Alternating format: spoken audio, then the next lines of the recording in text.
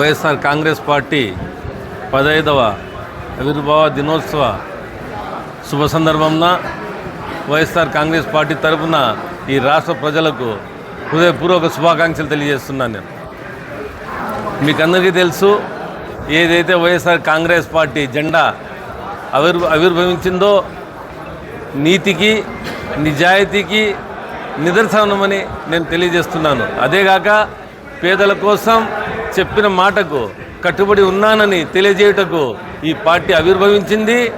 జగన్మోహన్ రెడ్డి గారు ఆ రోజుల్లో ప్రతి ఒక్కరిని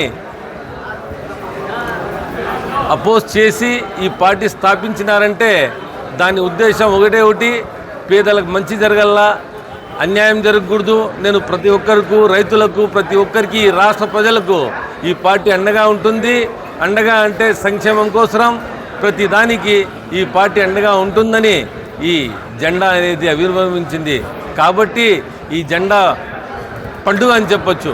ఈరోజు ఏదైతే మా వైఎస్ఆర్ కాంగ్రెస్ పార్టీ ఆవిర్భావ దినోత్సవం మేము చేసుకుంటున్నామో ఈ శుభ సందర్భంలో మేమంతా చాలా సంతోషంగా ఉన్నాం. ఎందుకంటే ఒక నీతికి నిజాయితీకి కట్టుబడి ఉండే ఈ జెండా కోసం, జెండా కింద మేము, జెండా నీడలో మేము అందరూ నిలబడినామని దానికి మేము చాలా గర్విస్తున్నానని నేను ఈ రాష్ట్ర ప్రజలకు ప్రతి ఒక్కరికి తెలియజేస్తున్నాను.